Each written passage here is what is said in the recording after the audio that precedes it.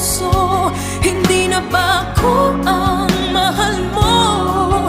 Bakit ba kailangan